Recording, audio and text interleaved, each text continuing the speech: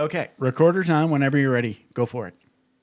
Hi, this is Glenn Williams from Glenn Williams Consulting, and you're listening to Vroom Vroom Veer with Jeff Smith, which reminds me to let you know about my book, Bridging the Gap, on Amazon and on Barnes& and Noble, and a documentary that just came out, award-winning, Is There Something Going On at Home? I love the documentary. It's great. My dog got more film time than I did. Well, that must be one good looking dog. Yeah, he's a good boy most of the time. All right, brother. Thanks. Let me hit stop. I'll be right back. Are you ready to thoughtfully steer away from your revved up, frenzied, and far too often scripted life? Then welcome to Vroom Vroom Veer with Jeff Smith, where he guides you down the road differently traveled by sharing unique experiences with guests who have managed to shift away from a life stuck on cruise control and veered their way into a more authentic and fulfilling one in all sorts of interesting and kind of remarkable ways. Get ready to Vroom Vroom Veer with your differently traveled road chauffeur, Jeff Smith.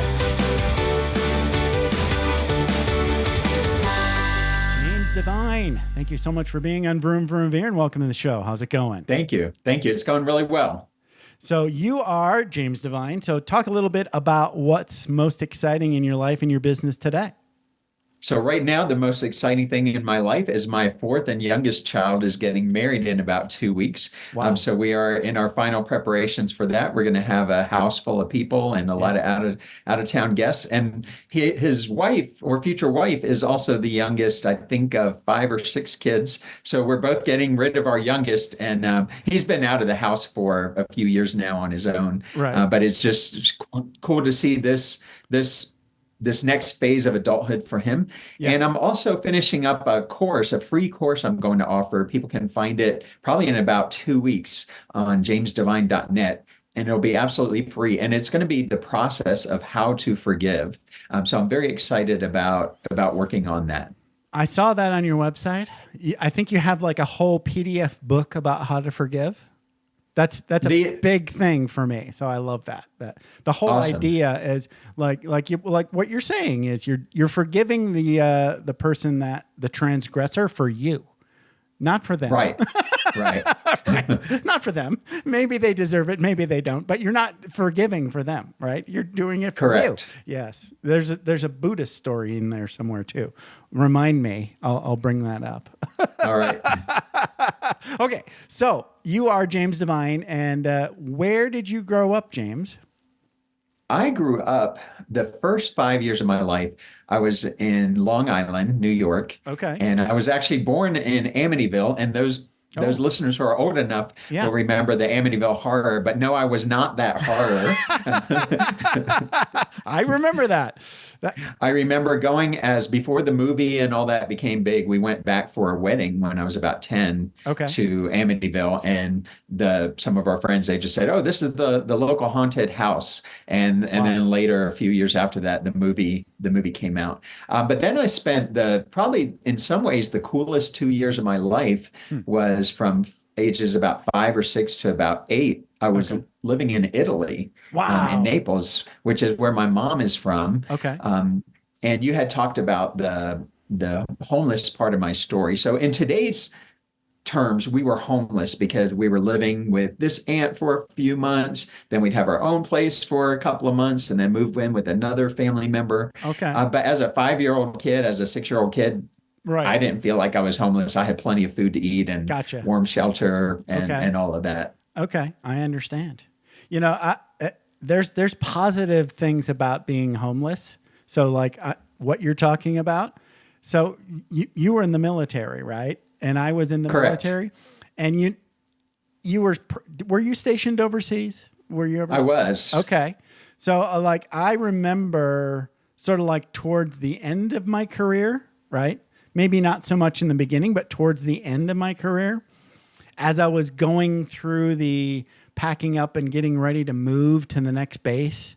And like, there's this very, long process that you go through. Right. And I noticed something like as you're getting closer to the day you fly out of there, you have less and less stuff. right? And you have less and less keys in your pockets. Oh, yes. The You know, keys are a big indicator. That's right. That's right. And finally, when you turn in your house, whatever that is, base housing or your rental or whatever, and now you don't have a car, you've sold your car, you've divested everything, and you don't have keys anymore. You drive to the hotel and they give you a key and you go, hey, I'm homeless for about a month now. It's a pretty great feeling. Yeah. It's a really nice feeling. I had forgotten about that, but it's that feeling of not having any you feel light. Responsibilities and no payments. And right. Yeah. Yeah. I felt like light, like I could float. Like for the, you know, and then when you show up to your next base, you're definitely busy, right? But you're busy setting up your life. At least in the Air Force anyway, right? And you're not so busy with the job right away, right? So the Army used to give us 10 days leaving and 10 days arriving. Okay. And that was, I loved that because I felt like I was my own boss. I could set my own schedule. You got 10 days on both sides where you just didn't have to go in? Like at all? You had a list of things to do and you had to get initials from people. Right. And so you could kind of fast technically do all of those things in 2 days. Okay. But you could stretch some of it out so that if someone said, well, why aren't you done yet? Well, I still have to go check into the library. I'm gonna show you the list. See, I still got to go see these people. I get it. Yeah, I think we had there was an official thing where I think they called it like house hunting. Right? Where you could put in for like permissive TDY is what they called it in the Air Force for house hunting. I don't think I ever got that. I applied for it every time. So like in the Air Force, I remember showing up and saying, hey, should I do the permissive TDY thing? And they're like, no, don't worry about it. You know, just go do what you got to do. And in between, come in. Right? So so they kind of took a different approach. Yeah. I think I would rather just screw off. But then you'd just be kind of like on leave. It would feel more like you're on leave. I get it. I wish I would have done it. How's that sound? I was not able to get away with that. Okay, so you grew up with some challenges in your childhood. So let's talk a little bit about. Because this is what Vroom Vroom Veer is about, right? And I'll say this, like nobody gets out of childhood unscathed, right? There's some psychological or some sort of physical trauma or abuse that you're going to carry with you until you let it go. Yep. And I think you've learned how to let it go. So let's go through some of these things. Like what are some of the challenges that you're willing to share and talk about from your childhood?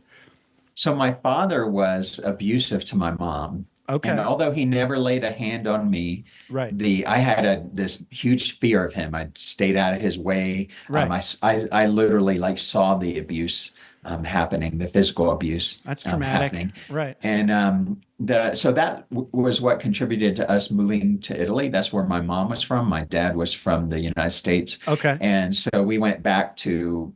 Because my mom didn't know what else to do, and she was had just trying to get away. Yeah. Okay. Yeah. Wow. While we were in Italy, we had some really good times and lots of good meatballs and lots of. My mom comes from a family of 9, so I was surrounded by her siblings and my cousins, and we had some friends of ours who.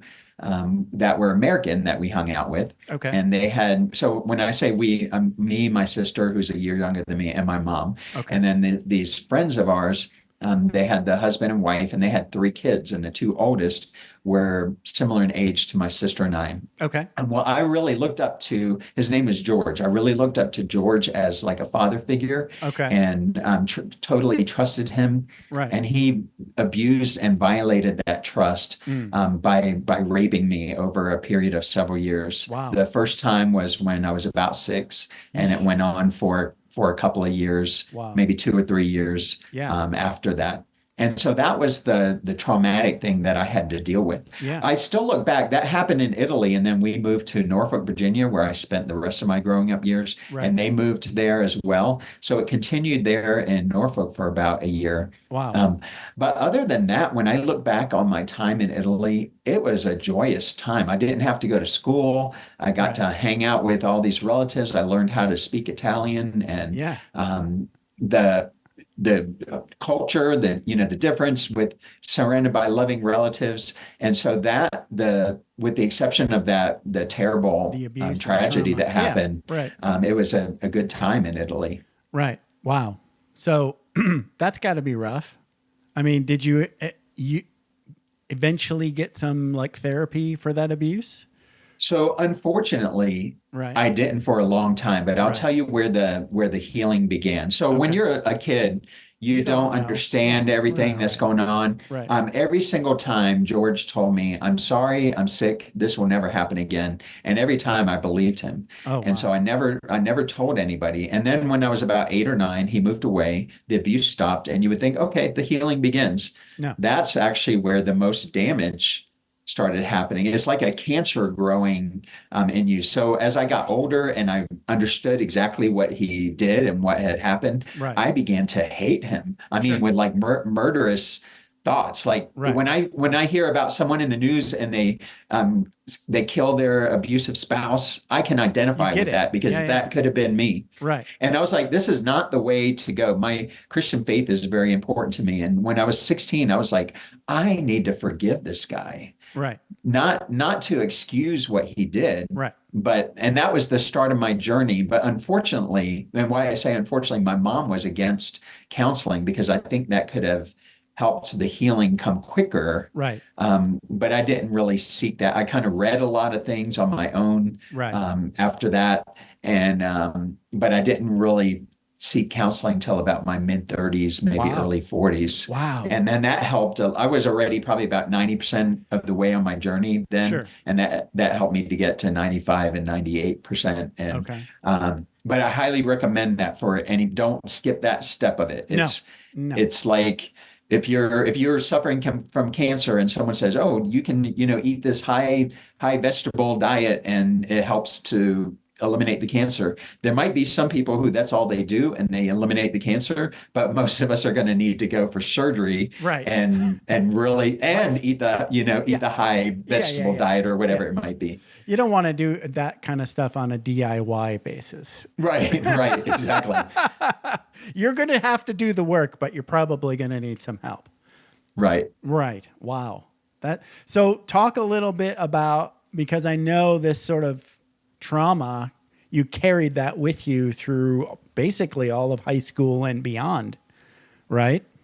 What happens is it affects the 6 inches between your ears. Right. And there's things that you don't realize sometimes till you're older. I'll tell you one silly way it manifested in my life. Right. I was a great soldier in the Army. Right. I've been a great teacher. There have been a lot of things, a great musician. I've done a lot of great things.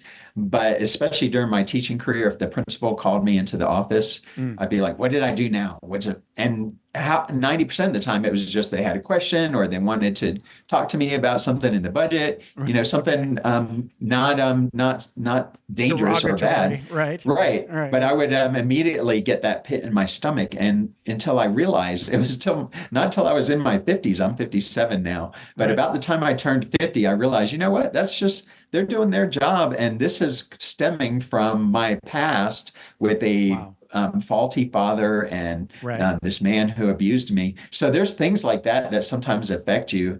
And I feel blessed because I found my soulmate at a young age, my wife, and we've been married 37 years. That's and huge.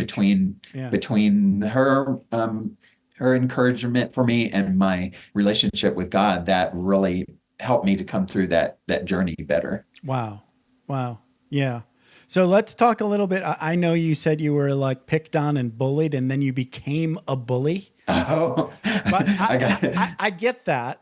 So when I read that, this is kind of a tangent, right?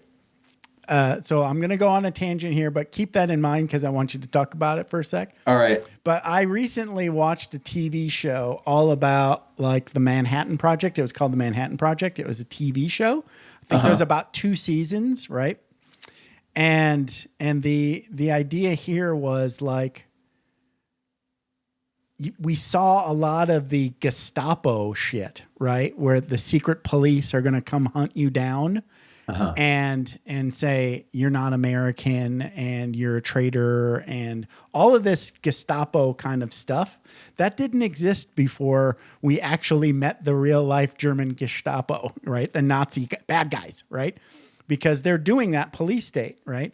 So there's this idea that when you experience an evil thing, one way to deal with it is become it, right? It's like, wow, I know. It's not a good thing to do, right? But it's like, oh, in order to fight this, we need to become it a little bit. I think, our country's probably still got a little bit of that hangover. Maybe not as bad as it was during the Manhattan Project, but it's still there. It's like this, guys in black suits will show up and make you disappear. That shit happens, right? In bad places, like, around the world. Right. So that's what I thought of when I saw like when you get bullied and and get picked on, like one strategy is like, okay, I get this game. Right. And you sort of become the thing that you don't like. Yeah. So talk a little bit about how that played out for you. So I was bullied for most of my life.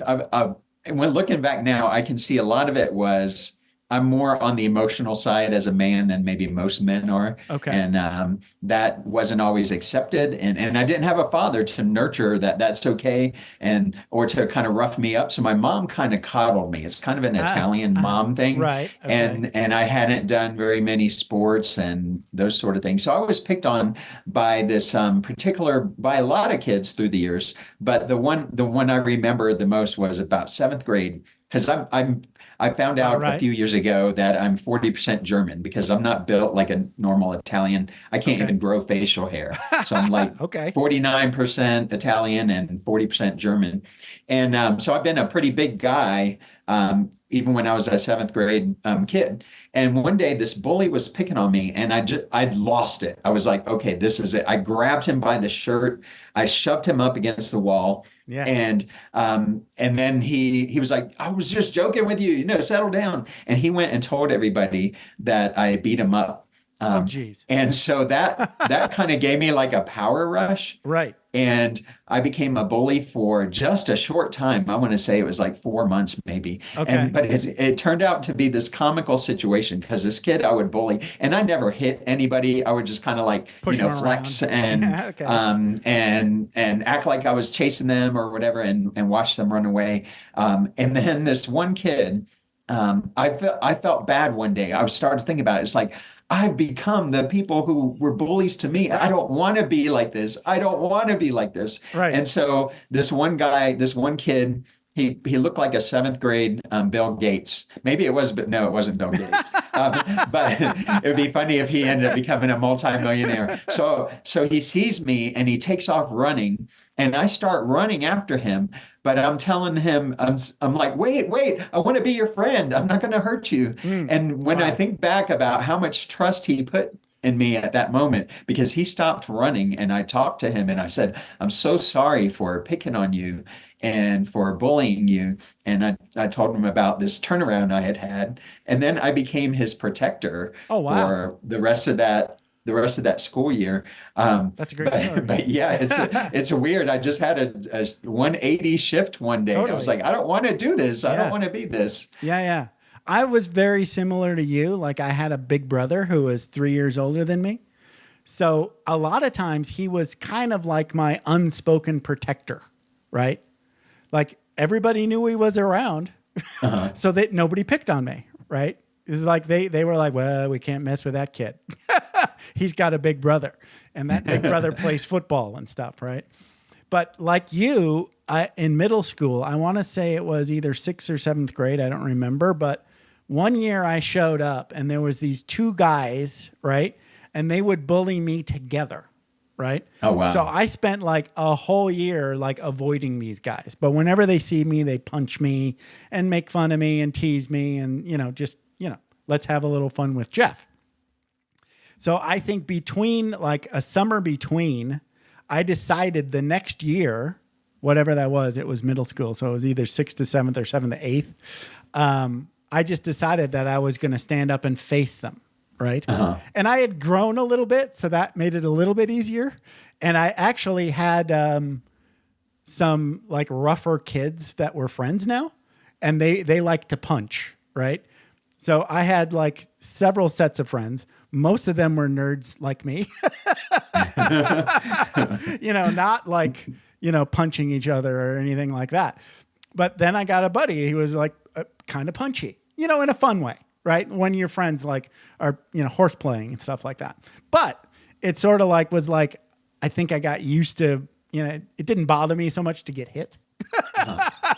Right. Like punched in the arm. Oh, big deal. Who cares? Right. So I think it was like the first or second day of school one year. I just like got in like just exactly what you did. Right. Like I put one guy up against the locker and just wailed on him. I mean, in a shoulder, right? Like, like a buddy punch, right? But I was trying to make it hurt. And I was like, you're not messing with me this year, and tell your buddy too. And that was it. It was over, You know what would be so interesting if you had a guest on the show one time and he says, back in 7th grade, this one kid named Jeff, he just like pounded on me. It turned my life around. I should go find that kid. That's right.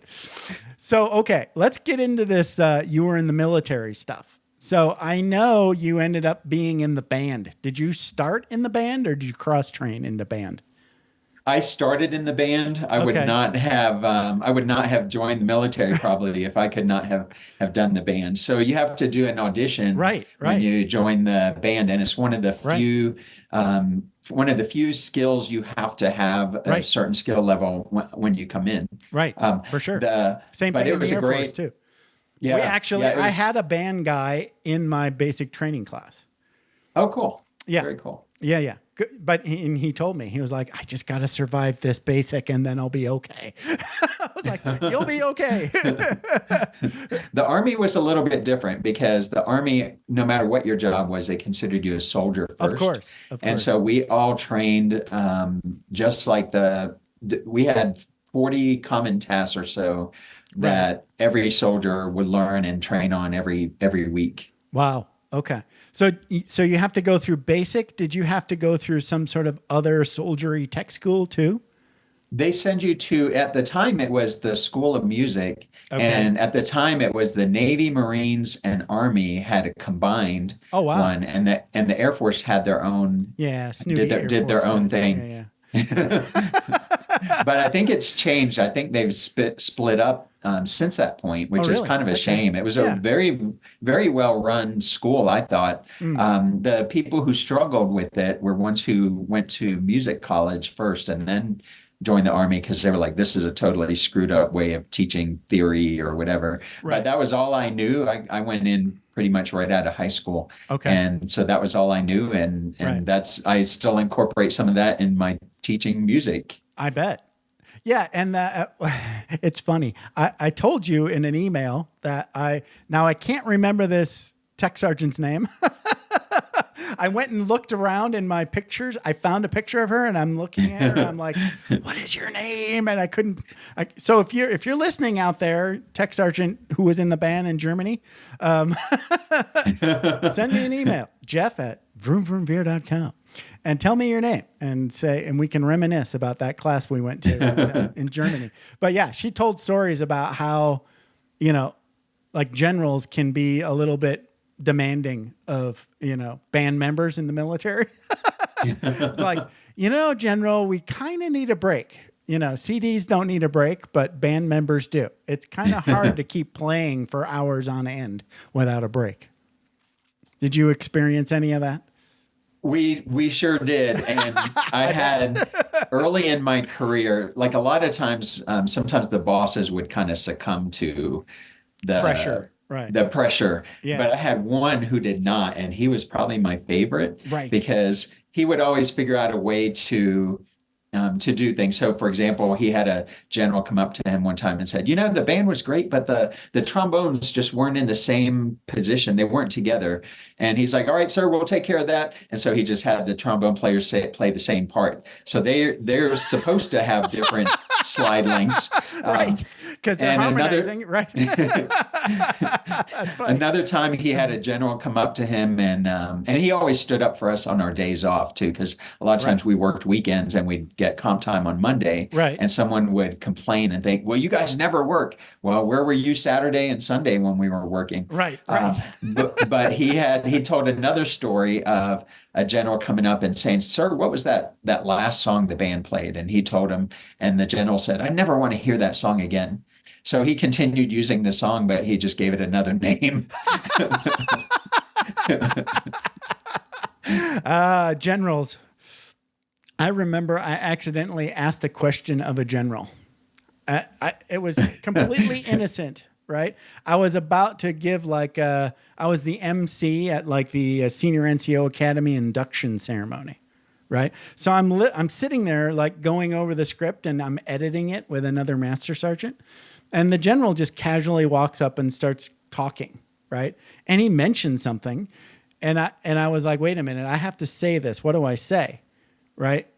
And the general looked at me like I just crapped on his forehead or something. I was like, "You're not allowed to ask me questions."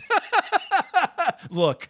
And the other master sergeant was really super cool. He's like, "Don't worry about it, General. We got it all taken care of. We're going to say exactly what you said we should say." Or whatever. That was the first and only time I got that look like that. Hey, I'm a general. Don't do that. Right. Don't question. Don't question me. We saw, when I was stationed in Japan, we saw the general all the time. And we had a 3-star general on a base with about 1,000 soldiers. And my understanding of it is it was designed so that if anything ever happened in that part of the world, they had the whole command structure in place. Because usually a 3-star general would be like a huge base with 25,000 people. Right. And so one day I was at the thrift shop looking at a weight set, and I was thinking about buying it. And the lady next to me says, "Don't buy that. We've got some at home, and we'll just give them to you." Wow. And so the next thing I know, I get a phone call, and it's like, "Is this Sergeant Devine?" And I'm like, "Yes, this is Sergeant Devine." And the other voice says, "This is General Woodall, and I've got the weight sets in my car, and I'm ready to bring them to your house." What? He was a great guy. Wow. He was a great guy, very approachable. And we saw his face a lot all throughout the base. So it was very cool. Wow. That's awesome. So let's talk some more good stories about okay, so you were in the military 20 years, right? 10 active and then 10 in the National Guard. Oh, wow. Okay. That's awesome. And band the whole time? Band the whole time. Yep. That's amazing. So, so you when you're finished with the Army, then what's next in the life of Sergeant Devine? So in 96, I transitioned out of the Army. And even though I had a great time, it just wasn't the challenge had gone after 10 years. And that's why I wanted to change. And so I actually I became a self-employed musician, and I did so many things wrong during that time. But the good thing was it led me into teaching, because in the Army band, there were a lot of former teachers, and because they probably shouldn't have been music teachers. They were great musicians, but shouldn't. Right. And not everyone who can play music is a good music teacher. Right. And so they had all these horror stories that they would tell. I was like, I'm never doing that. Right. But as I struggled with trying to make it full time as a performer, this halftime teaching position opened up, and I found out that was really my true calling. And eventually that grew to full time. And so now I'm in my 26th year of teaching. Wow. And I just went back to halftime again with teaching. You just can't stay away. It sounds like you like it. I can't stay away. Yeah. It sounds like you kind of like love it. Yeah. I love it. Yeah. But that was interesting to think, I would never do that, and then end up in that time. So that I say that for anyone who finds himself in a transition and at first things aren't working out. Right. It may be because it's leading you to something different, something better that Right. you wouldn't have considered before that time. Yeah, yeah. So what was it like? First off, I never asked, what instruments do you play? Saxophone is my main instrument. Okay. And when you're a band teacher, you can dabble in all of them a little bit. Right. But eventually, those students who are serious about it end up surpassing Focus. you. Right, right. Yeah. Okay. So that's got to be tough. Trying to be like a full-time, this is going to be my main way of making money as a sax player. That's got to be. I mean, I'm It sure was, people are doing it, but It was tough. I actually wrote a book that sometimes gains in a little bit of popularity among musicians, and it's called 40 Ways to Make Money as a Musician. okay. And so I think the people Nice. who do best are the ones who piece together three or four of those things like I have in the book. So Right. for example, now I'm teaching halftime Right. and then I'm performing more than I have in a long time. Right. Um, and I'm doing public speaking, but I'm not having to depend on that performing income. So Right. it's been feast or famine. I'll have 1 month where I'll appear weekly at a certain restaurant, and then they're like, okay, we want to bring in someone else. But during that month, it's like really good. Right. So it's rare, but it can be done for someone to just say, I just want to perform, and that's all I'm going to do. Right. But there's no in between. There's people who maybe make 60 to 70 grand a year. A lot of people could be at that level. And then there's people like Kenny G, and Right, country music right. stars and stuff Right, that right. we see. But there's not much in between Right. Right. Right. those two level. Well, then there's the lower level. There's some people who are struggling and not really making anything. Right. Right. Mostly doing it for fun. Right. Yeah. Right. I get that. And playing any kind of instrument is also like if you're good and people know you, like I'm sure I looked at your online CV. There's a lot on there. You've done some gigging, James. So I'm sure, once your name is out there, right? And like a gig comes up and they know they need a solid sax player, right? If it's in your wheelhouse, you're going to get a call maybe. Yeah. Yeah. I think probably one of the hardest things with especially in the 90s when I was trying to do this, I would go and do concerts. So I would have like a concert every week or sometimes two a week. Okay. And people kind of misunderstood because they would, if you got paid $300, they're like, oh, you were on there for an hour on the stage. You're getting 300 an hour. Right. Not quite, because I drove 3 hours to get there, 3 hours to get back. Maybe there was a hotel involved and staying. And then I spent Tuesday, Wednesday, Thursday making phone calls, Right. And nobody was paying me for all that part. So Right. people $300 sometimes is not a lot of money for it. Right. Seems like 300 the hour is not just the thing. Right. Right. Yes. All the hours to make that hour happen were huge. Yes. And I think most people who are not self-employed, they don't quite understand. And I didn't fully understand it, to be honest, Right. before I had that Right. time of Right. self-employment. There were times I would take a gig in like Kansas City. I live in Colorado Springs. It's like an 8-hour drive, and I wouldn't think about what was my cost to get there. And so sometimes I would take a loss. And that can be okay if you're doing it as a hobby, but not if you're Right. trying to make a living at it. Right. Mama's not going to like that math. Right. That's awesome. So, okay. So let's talk a little bit about like you and teaching. And I know you've written a bunch of books, right? So let's talk a little bit about the post music. I know you're still like doing halftime music, but talk a little bit more about the teaching and writing books and public speaking. How did you get into public speaking? That's great.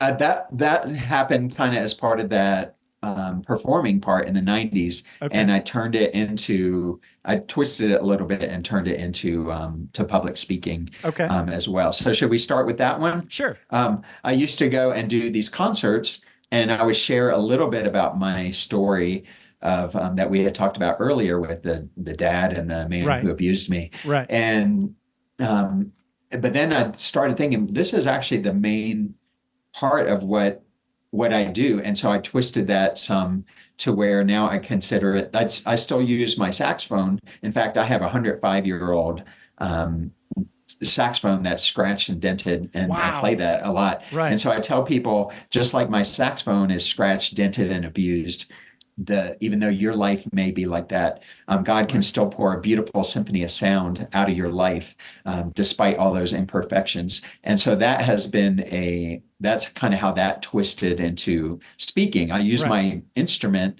and music and comedy. Oh, that was another mistake I made in the 90s. It was all the heavy part of the story, and it was just people would leave sad, even though Right. it had a happy ending. And Yes. now I put humor in there, and I've got music in there, and I usually end with a song, and it's been much more effective. No, that makes a lot of sense. You can't, like, when you're talking to people, especially people coming to more or less be entertained, I think it's necessary to have those sad stories in there because it's kind of like it's what helps us grow, right? Yeah. It's like this show, right? It's like this show. You don't want to just come on. This is not a comedy show. But it doesn't matter. You want to still entertain and leave people on a high note. Say, Right. look, everybody is the same. We all go through trauma with a little T and a big T. It doesn't matter. Nobody gets out of childhood or life unscathed, but keep coming back and bringing it back to, why you can look at that existential crap and all those dents and mistakes and learn and still smile, Yeah. like, Yeah. like I was married, like coming up on 31 years to the same woman. I get it. My spirituality got me through, right? Sure, I had depression, suicide attempts, but I got through it. That's the laugh at the end is the key. Yep. Yeah. Yep. Okay. So the teaching career, Right. it almost happened by accident. Right. And I was going through this struggling time, and one of my neighbors was a principal at a private school, and Wow. he said, "Oh, by the way, we have this opening for a band teacher. Are you interested?" Right. And so I told him I was, and I applied and was accepted. It was less than half time. It was like 40% time. Okay. Um, but I wouldn't have taken a full-time position then. And then that next year it grew to like 60% and Right. my gigging grew. And then the next year they're like, well, we're going to bring you on full-time. And the gigging was growing. And it's like, I can't do both of these at this level. And Right. so I There's only let the one James. gigging, Yes. right. I let the gigging go. I Okay. didn't stop it. Right. But I let it go kind of to where Hobby I mode. would do, yeah, it went to hobby. That's a good way to describe it. It Right. went to hobby mode. And started off my career for 7 years at a private school. I didn't have my teaching license or anything, and I eventually earned that. Went to a high school for 13 years and Wow. got to really see that program grow during that time. It was a transition leaving there. It was kind of we mutually agreed to part ways is the nice way to put that. And I thought Okay. I'm getting out of teaching. I thought that's it. I'm not succumbing to that again. But Right. I figured out I couldn't leave teaching. So I went to a kind of we don't really have a true inner city in Colorado Springs, but it would Right. probably be our roughest area of town. And I taught there for 5 years and really enjoyed it. Okay. Um, but it just seemed like it was time last May to retire from that. Okay. And now feel like I have the perfect mix. I still teach halftime, and Right. that gives me a lot of time to pursue these other interests. Hiking in the mountains, pizza, cannoli. Yep, yep. Colorado's great. So where are you still in Colorado Springs? Yes, Yeah. yes. We've been here 31 years, and that's another part of the story. The Army brought us here. Okay. We're from Virginia, my wife and I, Right. and our first child was born there. And then we went to Japan. Our second child Where was were you born in there. Japan? Camp Zama, Japan. So, Okay. So do you that's know by where? Tokyo. Right. Yeah, Yeah. Yeah. yeah. Do you know where Yokota Air Base I do. Yep. is? Yep. One of my sons was born there. Okay. Wow. It was about 20 miles away from our base and about a 2-hour drive. Right. The 20 Right. miles. But Right. Take that the son, train. yeah, Right. that son doesn't even he doesn't even look Japanese. I don't understand that. We wanted to go back to Virginia, but the Army sent us here to Colorado Right. Springs, and we never left. But we thought we were gonna. It's like, okay, we'll do. I knew I was getting out at that point. I thought I would finish out my 3 years and we'd move back to Virginia. That was 1992, and here Wow. we are, still here. Right, right. You know, I went to Denver once on a TDY. I went to TDY temporary duty, right? Sorry, I'm doing that for civilians. And then I also went to Colorado Springs for another temporary duty, like a school, I want to say. Was it at Peterson or the Air Force Academy? Where was I? Schriever, I think. Schriever. Oh, I'm surprised they did training out there. Well, I don't even think I didn't go to Peterson and I didn't go to Schriever either. Whatever I was doing, I think it was a school or a class or something, but it was all off base. So it was just, Okay. We just hung out in a hotel or something. So I never went to, I visited the Air Force Academy, but just for fun. And it looks like Starfleet Command. I love it. The Air Force Academy. I love how they've done the architecture there. Yeah. They're in the midst of a big remodeling project of the chapel. It's been closed for a couple of years now. Oh, okay. And I think it's still got a couple more years before they're done. So it must be something pretty major. Yeah. What I was going to say, the first thing I noticed about Colorado Springs, maybe more so in Denver, was when it's sunny out, it feels like the sun is like this gigantic shiny thumb pushing down on your skin. It's like really, really like, okay, I get I'm a mile high, but I didn't think the sun would feel brighter, but it did. Were you there in the summertime? I don't know. I think it was probably late spring, early summer, maybe. Okay. But I'm guessing it was a long time ago. I just remember wherever I was that I left from, it felt like, ow, the sun is hurting my skin. Anyway, I suppose you get used to it. The nice thing is it could be 20 degrees out, right, and no wind, and it's sunny like that, and it feels pretty decent out. Right. But then if you get the wind going, there's no way 20 degrees feels good at that point. Yeah. I went to see a movie, and so this was probably wintertime. The second time I visited, I think we were in Sea Springs, and we were on an off day, like getting ready to travel, maybe like on the Monday or whenever the flight was going out. So the three of us, I think there was three of us, we all were in shorts and t-shirts, and we went and saw a movie. And when we went into the theater, it was like bright, sunny, warm, like, 60 plus degrees. We come out of the movie, wind, hail, and rain. And we're in shorts and t-shirts. So you have to plan differently in Colorado.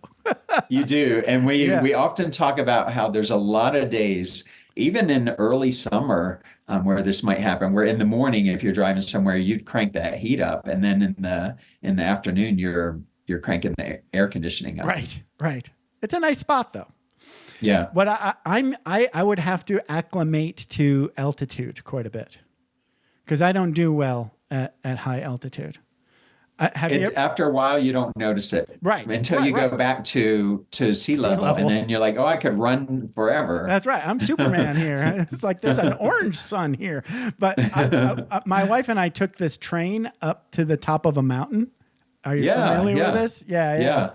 And I got up there, and like again, at sea level, nice sunny day, right?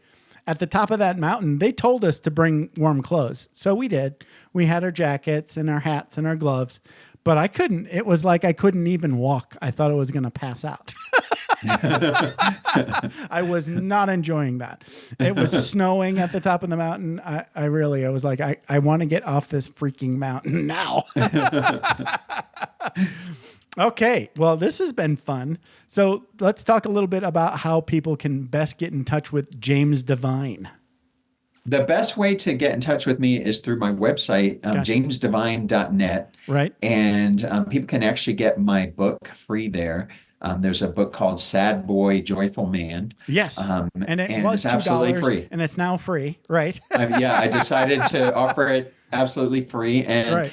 pretty soon, the forgiveness course, when that's done, that will be posted there as well. Okay. The others, I need to put a backlink on that site to my music site. I have that opposite. Right. So also, Okay. if people want to get like 25 free downloads of some of my saxophone recordings, that's on jazzysaxman.com. That's awesome. I like So that. either of those two ways are the best way to reach me, depending on if you're more interested in the speaking and books or the music part. And I also like the book. You've got a book on there, 40 Cheap Dates and Why You Should Take Them. I want to download that. It's not free, but it's cheap. What is it? It's $2. That's a good one. I want to get, 40 cheap dates. That sounds great. Do they all include pizza and cannoli? No, just two of them probably. Actually, I think pizza is too expensive to be on in that book. Really? Wow. So we hit a rough spot in our marriage at about year 9 or 10. Okay. And we had just gotten so busy. We had 4 kids that were little. I was making this transition with leaving the Army. My wife was going to school. We didn't realize it till afterwards.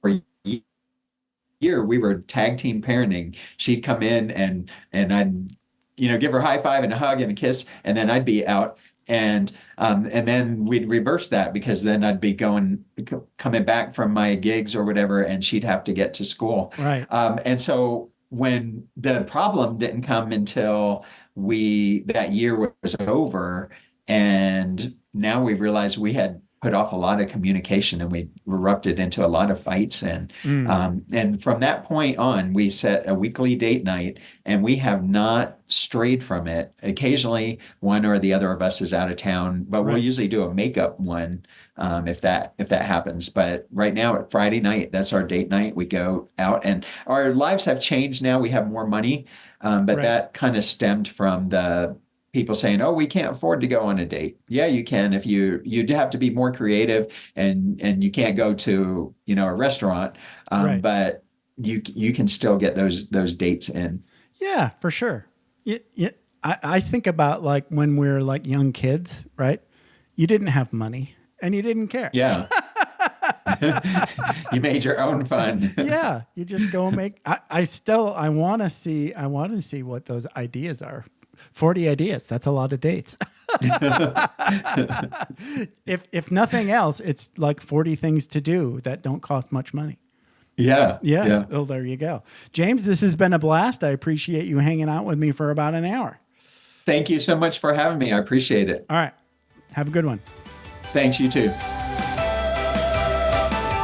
Thanks for taking the time to ride along with us on another episode of Vroom Vroom Veer. For podcast info and show notes, be sure to head over to vvveer.com.